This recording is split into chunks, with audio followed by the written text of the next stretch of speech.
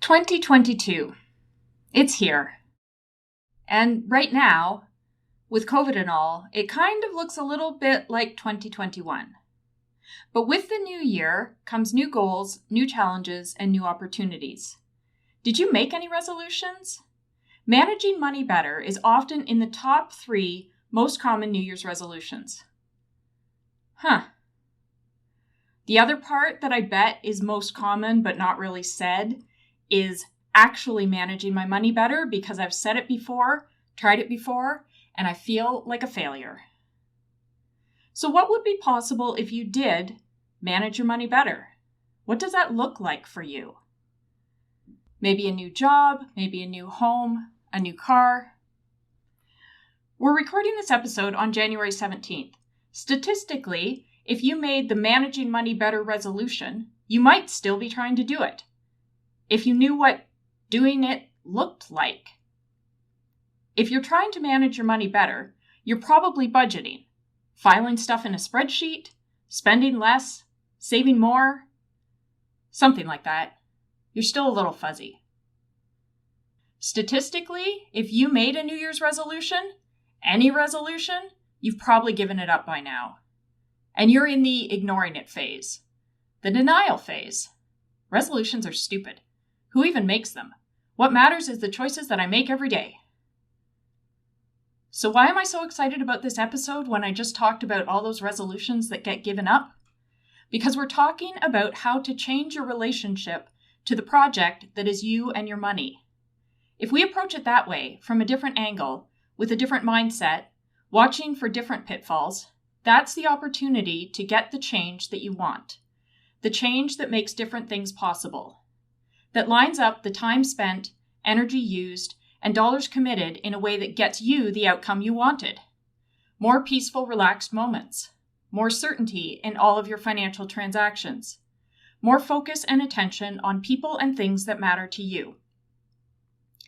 It's time to talk money, not the nitty-gritty dollars and cents.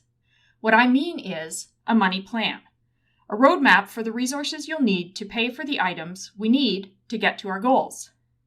I asked this question when we launched Sara Makes Sense a year ago, and we're talking about it again today. Do you have a financial plan? Do you know what a financial plan looks like? And how is your relationship with your financial planner? Do you have any of the above?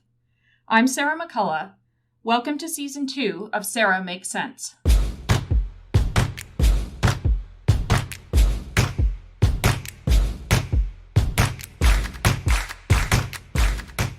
Before I introduce our first guest of the new season, I want to share a shift in my conversations with clients in the last few weeks. All through my career, I've worked with families, parents, siblings, adult children. Recently, the shift in conversation, I'm hearing less about dollars and cents and more upfront conversation about the relationships between family members. So I'll give you a couple of examples. Some of my longer-term clients asked me to help with family members who had hit a financial crisis. And they said, we're willing to help with dollars, but we aren't sure about the best way to do that. The best way for us and the best way for them. Should this be a gift, a loan? Should we co-sign a loan for them? Help us talk through what's the best for us and for them. Another one of my long-term families contacted me before Christmas and said, we're gifting money to our adult children. You know them. They trust you. And in addition to this money that we're gifting them, we would like to gift them planning time with you so that they can work out their own goals for this money and feel comfortable managing this gift so that it truly is a gift to them and not a stressor or a burden. Some of my newer clients, they're in the middle of several large changes. They need to transition a family business to the next generation. They're transitioning the focus of the business. The parents are ending a marriage and then moving into financial independence. And they feel like there's an argument waiting in every conversation because that's been their collective experience over the last 5 years with each other. So I've had 4 separate conversations with 4 different family members, And they've all said the same thing to me about the importance of the same piece of the family business and the importance about preserving the relationships and strengthening the relationships between them.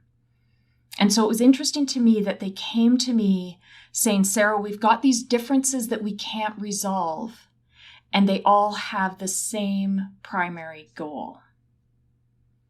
And so that's where I really started thinking about, what can a financial planner do?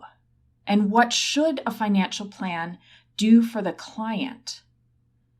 I think the answer to that is strengthen what's important, family and relationships, by organizing and explaining what's possible with money, time, and energy that you already have. And so these 3 examples all involve change. And that brings me to our guest. She's a polished professional, a project manager who can thoroughly walk her way through change and, more importantly, make it work. So I want to welcome Gabriele Maussner-Schouten. Gabriele has an MBA. She has the project management professional designation.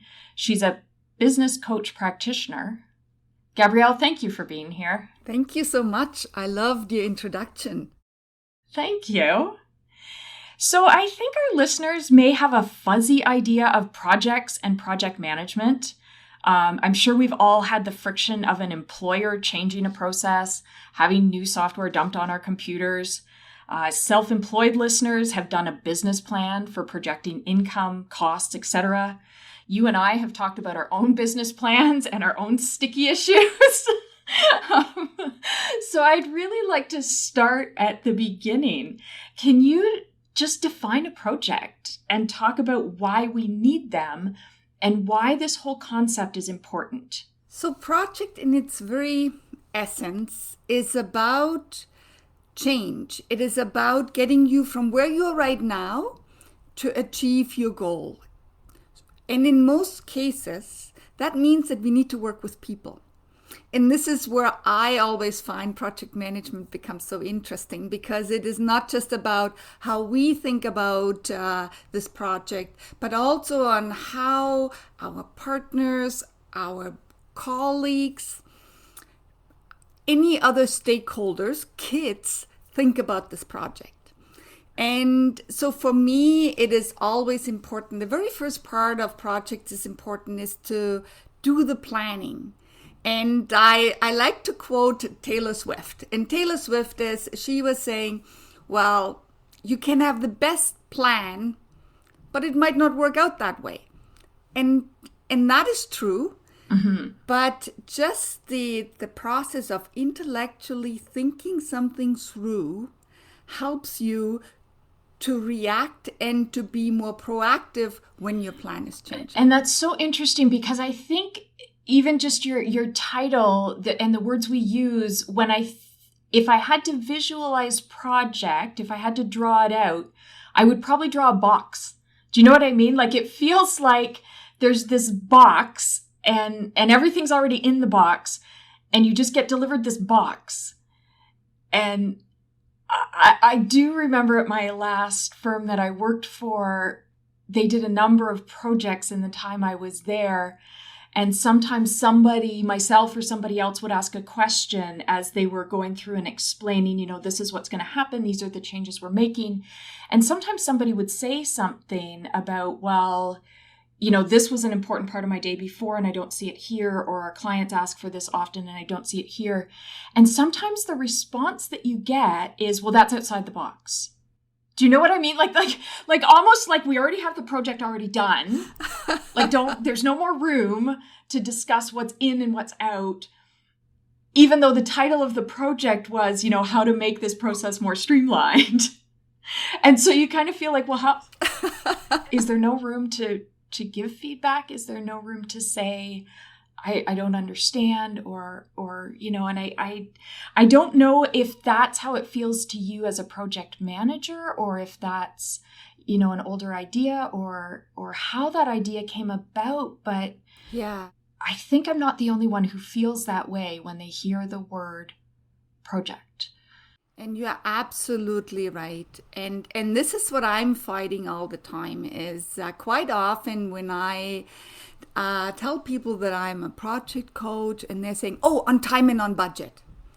And I'm thinking it's at least about on time and on budget. It's really not what this is all about. It is about creating value. It is about making something better. And what I like to refer to is a learning journey. And when you start a project, you have certain assumptions and you have certain goals. And I would almost venture to say the best projects are when the initial project plan is at the end what you achieve is very different, but it has a lot of value. Okay. And I think this is something we have to give it credit to the journey. And even the Project Management Association and Institute is coming around to this, is that we cannot put projects into a box. And so what I like to challenge us all on, and is the very first part of a project, is that we talk about, why are we doing this? What is so important? What is the purpose of this? And to start off with this, actually with that feeling of urgency and need, that we need to improve something. We need to do something.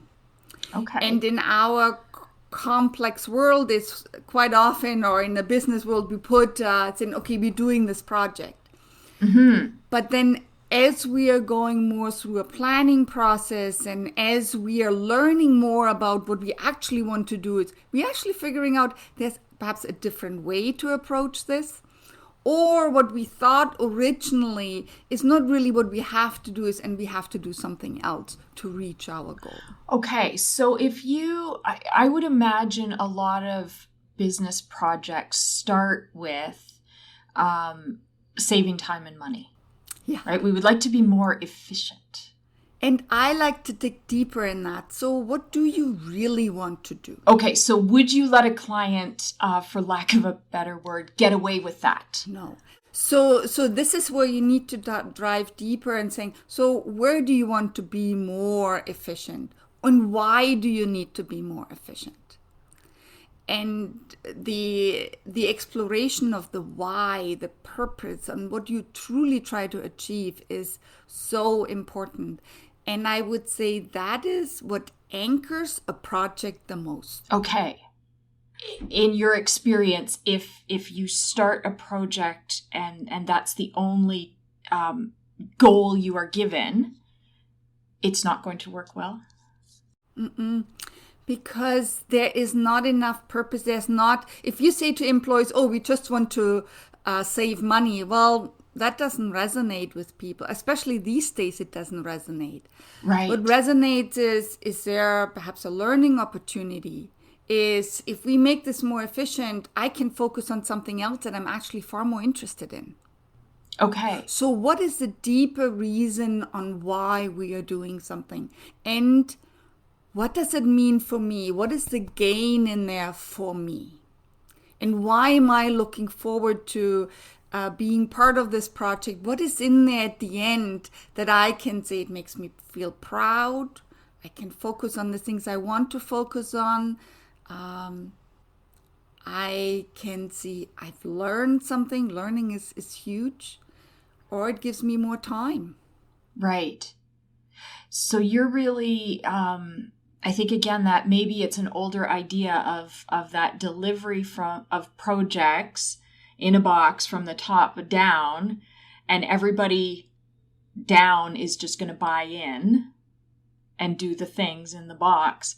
You're saying in your experience that doesn't really work. And so the other thing I heard in there was you're really dealing with the company as a whole. Like it really just includes everybody who's going to be affected by this project, not just executives, not just the financial statements, not just, so you really are looking for how does this affect everybody and how do we talk to everybody about this, almost so we get buy-in, but it doesn't sound like you mean that in an artificial way. I think sometimes we've all been delivered something and you're thinking, you're saying you care about my feelings, but you don't really. Yes. And Sara, I think what's so important in this is sometimes what we are starting out, what we want to do is, as we dig deeper, we think, holy moly, this is much bigger than I ever thought it would be. And if I really think about this, I cannot tackle all of this at the same time. It is perhaps too much change. It is perhaps too risky. Let's break this down into much smaller pieces. And one item that is part of change management, that is part of any change initiative of anything is breaking something down into smaller pieces. So when you think, okay, you want to be more efficient, just what does that actually mean? Mm-hmm. And as you're breaking it down into smaller pieces and you're asking more of these questions is, first of all, you're involving different people, you're getting different perspectives, but you also start to understand, well, there are some areas that are far more important than others. And what do I really want to tackle in this is, what is truly most important for me? Because quite often is what we find is if projects are too big, yeah. then we are very keen at the beginning and we start running. We think, oh yes, this is great. And perhaps even you have a mission statement. And then after 6 months, it's like, holy moly, this is so big. And then there are more initiatives and then it fizzles. Yes. And this is when we get this Yes. idea of the flavor of the month, the flavor of the year, and we're not following through. And so that initial idea of breaking it down into smaller pieces helps us. What can we commit to? What can we commit to everybody else? And is this truly achievable? So you're saying even when you start a project, so you've started the project, you've gotten through the stock phrase of we'd like, to be more time and cost efficient, and you've gotten to some goals. You're saying even then sometimes you don't have a full, here's what we're doing and here's how we're going to do it. You're saying there's still maybe some flex in there, or you may go back and say, listen, we talked about these 3 things, but as it turns out, these 3 things are actually 18 different things. And can you narrow the list, or and that shape-shifting takes for so long. And just think about it. Anytime you do something for the first time, how good are you when you do it for the first time? Not that great, right? Because that might just be me, just you doing it for the first time. You have no muscle memory. There's nothing in there that makes you efficient. So you have to be patient with yourself. And what is so important is, and that's why I don't really like the word box, because we should never have a box, because we always want to poke holes in it, right? So we want to have it kind of open. But we also want to say is, what is that next step? And you want to commit yourself to that next step. And that what you need, and this is, again, breaking it down into smaller pieces, and you're saying, okay, for that next step, I need 3 people and it's over 2 weeks, and we want to focus on a certain area and we want to drive it forward. And then once we have achieved this, it's a pat on the back. We actually did what we said we would do. We've learned something. What did we learn? And perhaps we learned we don't want to go in that direction. Great. So then you know. But I'm sure you also learn on where do you want to go next. And as you're formulating this project, and especially I would imagine a lot of your clients doing something for the first time. And when you do something for the first time, it's never 100% perfect, and you need to plan all these incremental steps and these check-ins. Are we still on the right track?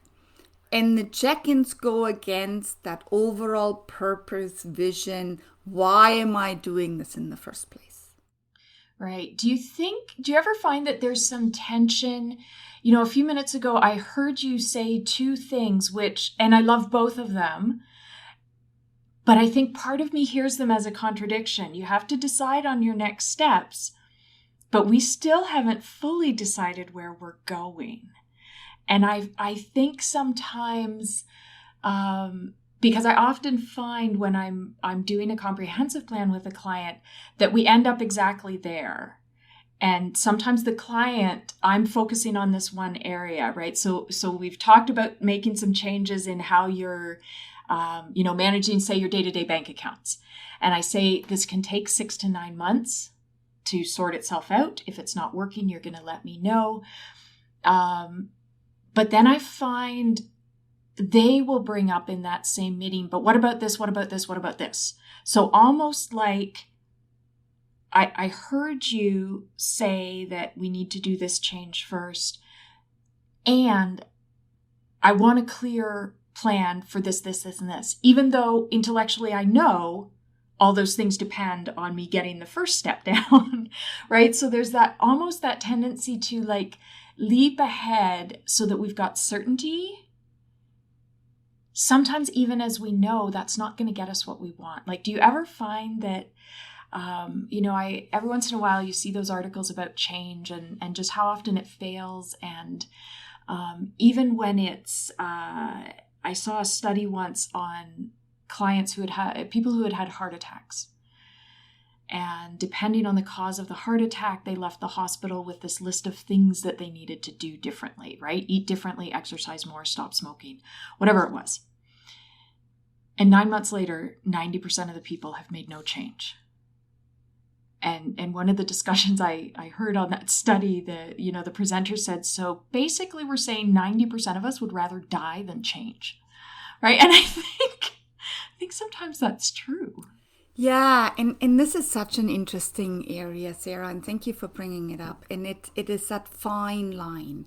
On the one hand, we want to achieve something, and we commit to focus on it. And we need to understand on how difficult it is for us as humans to build new habits, right? So this is what you're talking about is building a new habit. So you need to focus on building that new habit. And the reason why you do this is because it's in line with your why. But then you're saying, okay, but there's all these 10 other things. And what I quite often use is I use a parking lot. The term, and that's a project management term, and what I'm saying is, okay, let's focus on just this one task. And that's all what we focus on. I understand that you have these 10 other things that are really important for you. And let's put them all on a parking lot. So that way, there's a sense of trust. They are captured. They are not forgotten. Because this is quite often what clients feel is if I don't work on them right now, they are forgotten. So if you create a system that says they're there, but one step at a time, let's work on this one item first and make some progress, and we can define what progress looks like. Mm-hmm. And then once we all agree we have made some progress, let's go back to that parking lot and let's see what else we're going to introduce. Okay. And we're taking it one step at a time. And this is this idea of this is idea on how we improve. And in most cases, we have this incremental improve. It's like small steps. And as soon as, and there's this great picture, and I can send it to you, there's 2 ladders side by side. And one has the ladder that has like these big spaces in between. And people stand in front of the ladder and they can't climb it because the spaces are too big. Yeah. And then you have the ladder beside it, and it has all these just little spaces in between. It's like, I can climb this. And if I want to stand on one step, I can do that because the next step I need to take is, it's not that big. I think I can manage that. And that's so interesting. And this is where we need to find in project management. First of all, we need to always make sure, are we moving in the right direction? And then we need to make the steps small enough that we can actually reach that next milestone. And once we reach it, we better celebrate it. There's that, right? I think we so miss that. I think because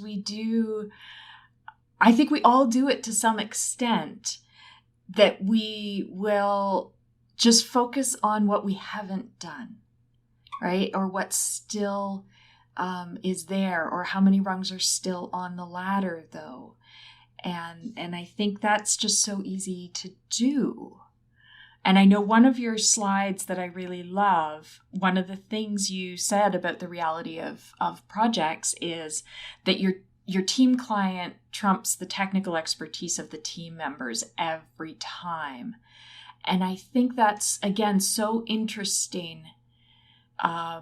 Sometimes when something doesn't work out, at a company project level, we assume somebody screwed it up, right? Somebody was dumb. Or I would say the majority of my clients, at some point in an introduction call, have this hesitation of, I don't want to ask you my actual question because it's so dumb. We assume everybody else knows. I say to clients all the time, we assume that everybody else can budget and it's just us that can't. That's not true. That is not true. Or, everybody else understands their RSP statement and I don't. And so I think there's that, if you can talk a little bit just about the interaction between the actual technical skills versus that team climate or kind of our headspace that we're working in, and how does that affect the project? Well, we know from so many studies is that the human interaction is either going to make a project successful or allows it to fail. And this is and a lot of this work is based on trust. So how do we develop a trusting climate within our family unit, within our project unit, within our organization? And trust is so hard to build and very easy to lose. And what I like to do is at the beginning and from a project management perspective, we always talk about our charter and this is the objectives and all of that. And that's good, that's important. But what's just as important is, what are our rules of engagement? Or as we call it in the project term, a team charter. And what that refers to is, how do we relate to one another? How do we build trust? How do we talk to one another? And how do we create that relationship that everything is fair game? And how do we start building that? And that is, I would say, as a project manager and coach, this is where I spend most of my time. And just to give you this ideas, and I've heard so much about Ted Lasso, and I don't know if you know, like Ted Lasso this coach. Okay. And so last night I actually started watching it. I binge watched. Yeah. And so he had this one situation, and he said, if my players don't get along off the field, they will not get along on the field. Okay. And it was that same idea as, if we don't establish this mutual respect for one another, it's not going to work. So how do we start with this? Sometimes what I do is with brainstorming session, what I do is, because normally you always say, oh, you just say it out loud, and I've actually moved away from that, is because, again, people are not sure, oh, is my question stupid? So I do it anonymously first. And I say, everybody is sending me your questions, your concerns. And then we're going to go through it, because chances are whatever is of interest to you is of interest to everybody. And this starts to create this atmosphere of, oh, I didn't think of that question, but that's actually a great question. Yeah, this is really helpful to me too. And it takes a long time for people to truly share openly what they think. So this is where you need to create sometimes the space at the beginning on these one-on-one spaces to create the trust between you and a family member before you can open up and you can say you create that trust among the family unit. That in itself requires numerous steps. Right. So in your opinion, can you rebuild trust at the same time that you're also making changes that are more related to the business technical side of things? Can you do both? Sometimes you have to, but Right. It's going to slow you down. Okay. And you need to spend more time on rebuilding the trust than the technical pieces, because the technical pieces will fall into place. Okay. That's so interesting. Because I think, again, sometimes, and I'm thinking of some of my client questions sometimes around, again, going back to that income and expense, money in, money out. I do a lot of work around that with all of my clients. And sometimes often they come in with this idea of budgeting. In my experience, that traditional idea that just popped into your head when I said that does not actually work for most people. But sometimes clients will ask me repeatedly, well, is there an app that I can use? Is there something that I can, right? But they keep going back to, it must be the technology, right? It must be the technology. If I could just find the right app, I could, make it so that I didn't run out of money before I was done the month. And sometimes I'm thinking that's not your issue. That's not your issue at all, right? But I think sometimes we want that.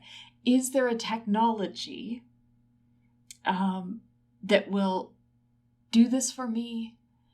That will mean I don't have to look at my actual relationship with money, right? Like, can I shove this over to just an emotionless technical issue? Yeah, Sara, you speak my language. I have exactly the same question. It's just give me the tool. And what I'm always saying is the tool just makes you fail faster. If you don't address the core issue, a tool is not going to help you.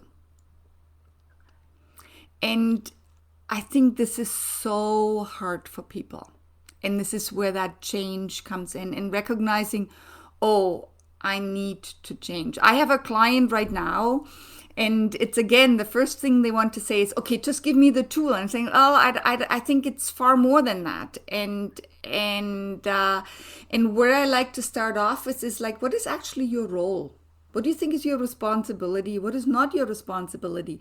And going, like, stepping back on what role do you play and what role is somebody else playing? And just by that, going through that process, saying, oh, okay, I have to take here some accountability for my actions.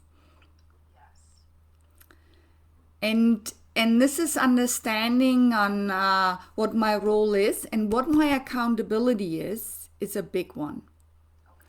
And then that whole idea is on how we create some new habits. And again, you need to start off so small because it is so hard.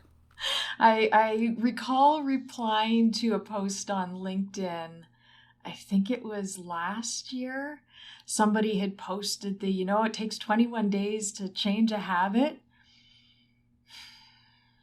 Why is that phrase still hanging around? Why? I think it's, from what I understand, it doesn't. It takes so much longer.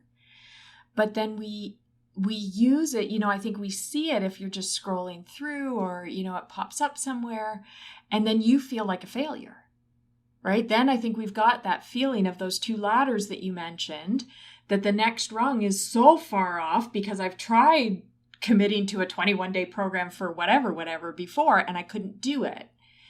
And that sense of, but everybody else can do it except me, I think is so damaging to so many areas in our lives. And this is what this also requires, is to know yourself. Like, and being reflective on when change worked for us, what was in place. And I give you an example is, so fitness schedule is a huge one, right? Especially through the pandemic. How do we introduce fitness? And I go to the local rec center. There's one program, and I just can hold on to that one program. And I'm trying to figure out, why can I hold on to this and to nothing else? Is it I think it's the instructor. It's a little bit that I need people around me, and somehow the exercise is working. So, and it's to also being reflective on when something has worked for us, why did it work? And what was so good about it? And what that does, it's first of all, it's telling us, hey, we can do it. We have done it in the past. So, and that gives us some self-confidence. And hopefully it gives us some insights to say, I can do this again. But it also sounds like there's a little bit of your role that is saying things so that people can hear them. Because maybe what works for you might not work for somebody else, but we could still get to the same goal. So as you were talking about the exercise that works for you, I've had an online yoga subscription actually for 4 years. So it was very pre-pandemic for me. And I do use it. And people say to me all the time, well, why do you pay for that? There's, just Google free yoga classes online. And I say, well, I don't fully understand why this works for me. What I know is over the past 4.5 years, I probably average 2 to 3 times a week of doing these classes. That's really consistent. I'm pretty excited about that. And so I could probably name a few of the things that I know work for me. For me, it actually works because there's different instructors. You just said it works because, right? Yes. And so yeah, for sure. I think so. If the two of us were, at a company that's doing a project, making a change, possibly you need to hear something different than I need to hear about how to get us to use our skills to get to the goal. Absolutely. And I think that's so important too, is to understand what you need. And I'm a big, there's a saying on, it takes a village to raise a child. It takes a village to do anything. And what we need to define is, who is our village? Who do we need around us to help us and to support us, to rally for us? To help us to get to that next level. And so often we feel like, oh, we have to do it on our own, and if we cannot do it on our own, we are weak. No, it is actually a sign of strength if you know who you need to help you to reach your goals. Okay. So in that piece that I just said about, it seems that there's some differences between you and I about exercising and what works. And so let's say we're in the middle of a project, and we're maybe not the ones managing the project. So we're the ones, maybe a little lower down. Talk to me about the accountability between how much of that is mine to sort out as I'm listening to a manager or somebody, and I'm feeling in my head like that's the stupidest thing I've ever heard. I don't want to do that. How much is my responsibility to find the pieces in there that I say, okay, wait, that makes sense, and I do want this outcome, so maybe I could do it this way, versus how much is for lack of a better term, the manager's responsibility to deliver it in a couple of different ways, so maybe both of us can hear it. Is there accountability on both sides, would you say? Or is one person more accountable? Okay. Yeah. It is definitely on both sides. And when I talk to project leaders, I always talk about on how important their role is to define and to set up this vision on where the organization needs to go. But then just as important is this idea on supporting, listening, coaching, and it's not just hearing, but also acting on it and showing a proactive interest on what is happening in my team members' lives and how can I make them successful. So this idea of walking in each other's shoes, having that empathy is so important. So the worst thing is that a leader can say is, I don't care on how you do it, just make it happen. Okay. That is such a, really? You should care on how I do it. You should care about me and about the outcome. Right. It is recognizing that there are different ways of doing it, is being curious on how it could be done, because there's just as much learning from a leadership perspective as there's a learning from, I'm a team member and I just ran into this and I'm not quite sure on what to do with it. Okay. So it has to be this ongoing dialogue and problem solving, and you can only have that if you have trust. Right. If you know, if your team members ever feel like they're the messengers that is being shot, you not going to get very far. Right? Why would I share? There are some conversations that I have because for some of my work, I work with a team of advisors, so accountants, lawyers, other professionals. And sometimes we have a debate about, am I, as an advisor, doing too much? Like, what is the client's responsibility and what is my responsibility as an advisor? And it's interesting because I often have been professionally scolded for not letting the client be accountable. And sometimes the client needs to do this or the client needs to. And sometimes my position is, but the client, when they came to all of us, said, I need help. I can't do this. And so sometimes I remember one time sending a reminder around to the clients and the other team members saying, so it's now, middle of October, client's goal was to get this agreement done by end of December. So that gives us X number of weeks. Here are my missing items for each client, kind of please discuss. And one of the other advisors came back and said, how could you do that? You should have left this alone. You should have let the clients. And I thought, but they came to us saying, we can't figure this out. It had been very long running without an agreement and they were just stuck. So they said, we're stuck. And then they said, our date is really this. Like, we would love it if we could be this. And so it was interesting to me that for me, that was following through on what the client asked and helping with where they were stuck. And from the other advisor's perspective, it was me interfering and doing too much. And I thought, I wonder, that must be such a struggle on projects about, and I think we all are on various sides of the line in different moments. Some days I do over-advise.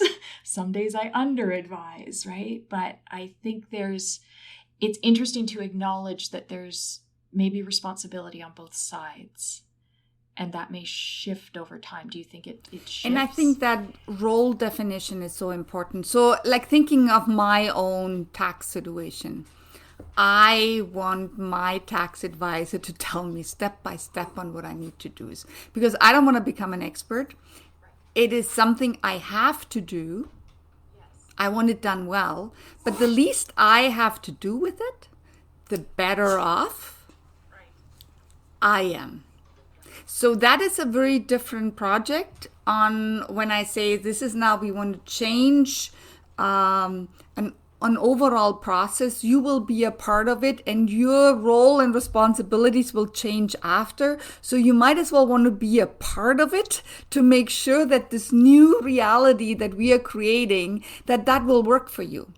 That is a very different kind of a project. And I think to outline at the beginning, what is my role? What do you expect from me? And what do I expect from you is so important. And sometimes we just take a sheet of paper and saying, okay, that's what it is.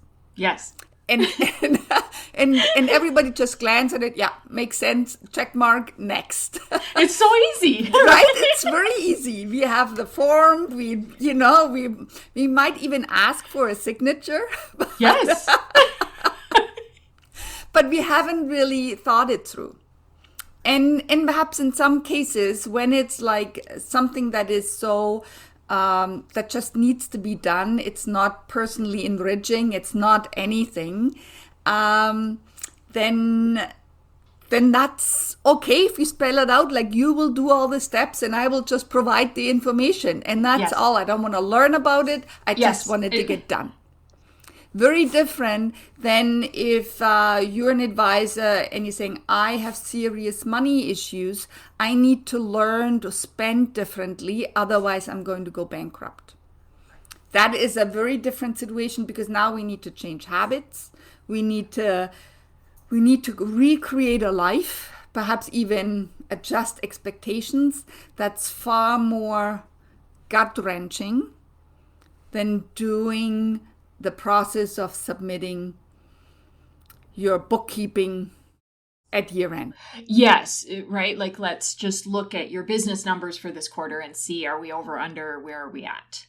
Right? And I think, you mentioned that phrase earlier, that this perception that project management is all about being on time and on budget, right? And, when you say that doesn't work, part of me thinks, oh, hooray, right? Like we can now actually get more meaningful work done and we can make more meaningful changes. But then the other part of me thinks like, damn it, that sounds so lovely though. Yes. Do you know what I mean?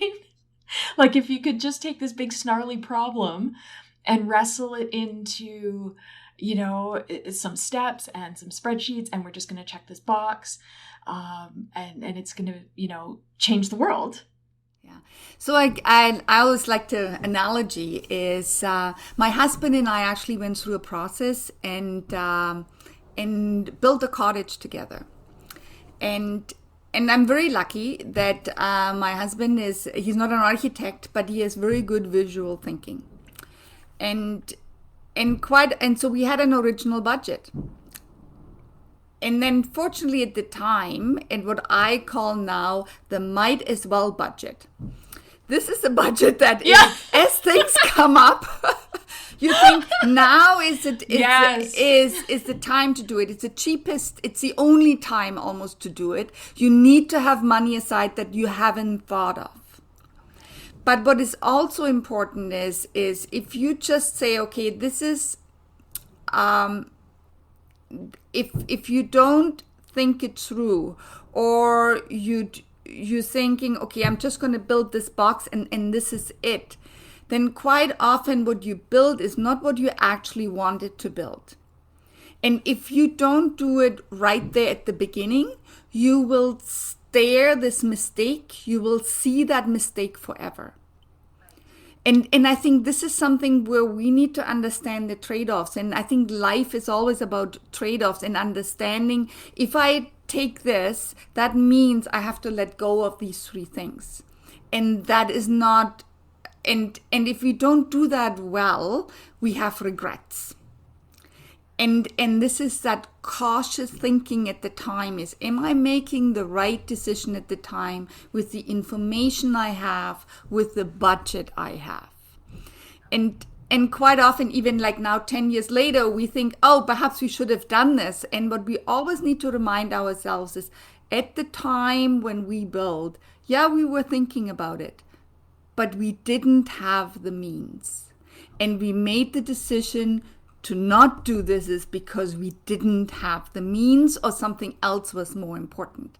And I think that process helps you to manage that regret factor that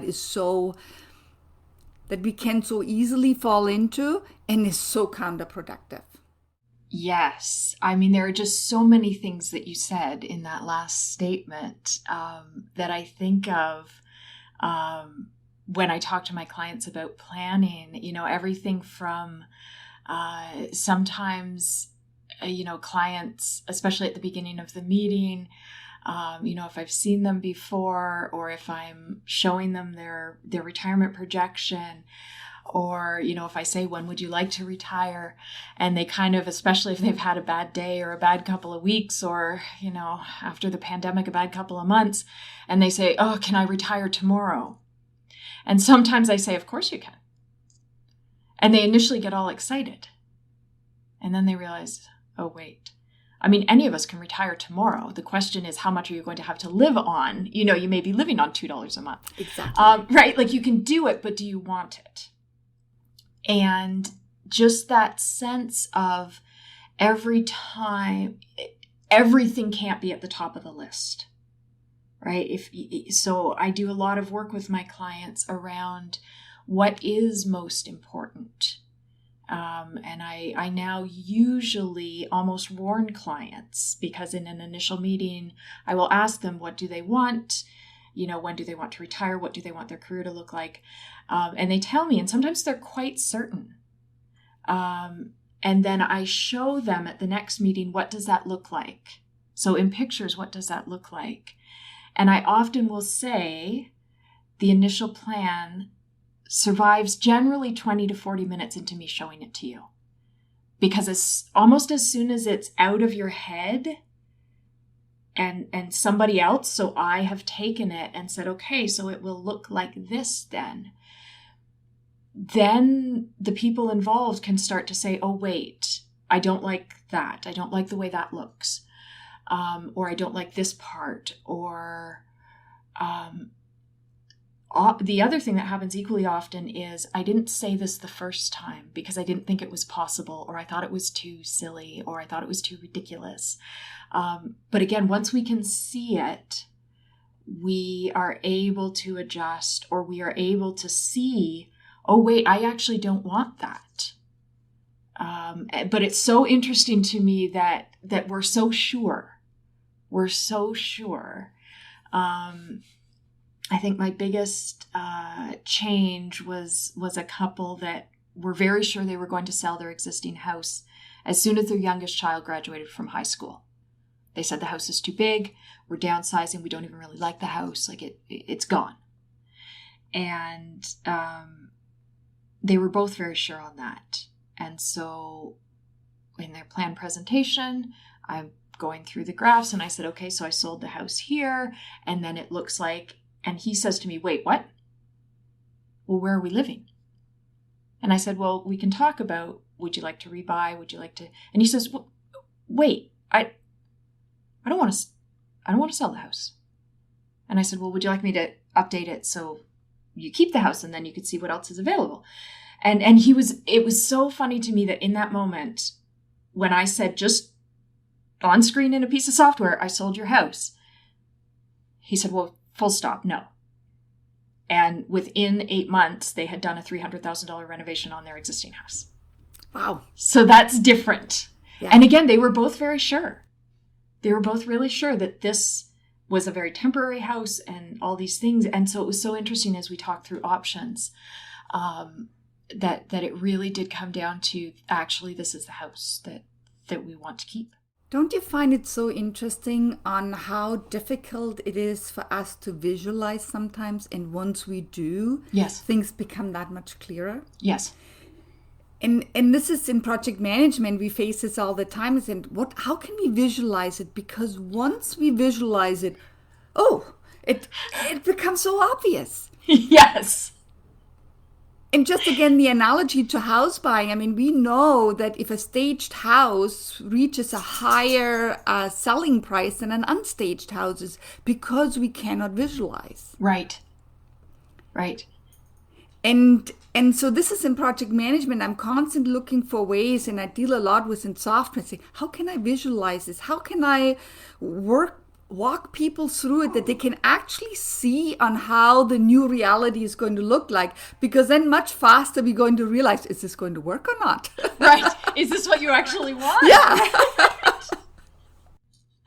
And I think you're right. And I think at the same time, I find sometimes in my conversations with clients, I'm thinking, you're telling me this, but you also told me this other thing. And I don't anticipate that, like, I think this other thing needs more room to be discussed or for you to see it. And so I will often do multiple scenarios for clients, even in a first meeting. So there's what they really said they wanted, like exactly what you said. But then I will think back through the conversation. And I did have one where she was moving cities, so Cambridge to Toronto. She had already signed a lease to rent a place in Toronto, and she loved it, and she sent me pictures, and it was the cutest thing ever.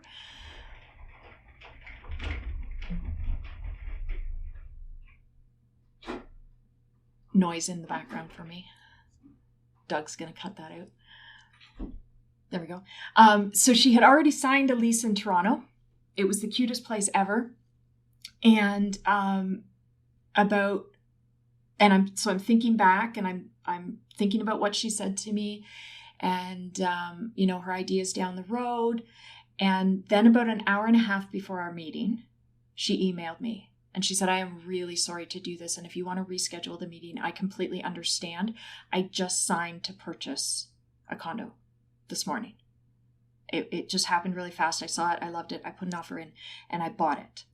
So if you want to reschedule so you can redo all my finances, I am totally okay with that. I am so sorry. And I said, that's okay. We can still do the meeting because I have that scenario. And it was like dead on the price that she had paid and all those other things. But I said, you actually already said this to me. In a couple of comments that she made, she had already said owning was important and Toronto was where she wanted to be. And it was just so interesting. So I think, again, as we are talking about our own situations, sometimes we drop clues that maybe what we're saying isn't fully where our heart lives, or maybe there are some things that we would love to see but we can't quite say. And so that's been interesting for me as an advisor, and as I have more experience to just figure out what might work for a client. What else did you say to me that perhaps fully saying felt like too much?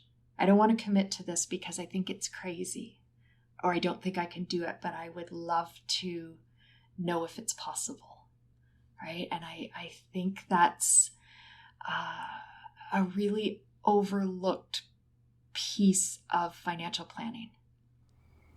And this comes back to what makes a good project manager, a good financial planner, is hearing what's not being said and being able to respond to that and bring it into the picture. And I believe this is what makes a good project manager, a great project manager, is always listening for these kinds of undertones on what are the true issues, what are the true risks, what are the true opportunities. I think we will leave it there for today. I have so many other things. This may not be our last recorded conversation. I know it won't be our last conversation. It also may not be our last recorded conversation. Thank you so much, Gabriele. For everybody who's listening, Gabriele's contact information will be in the show notes and on my website. And I do so appreciate your time and your expertise and your heart today. Thank you so much. This was a lot of fun. I'm so glad.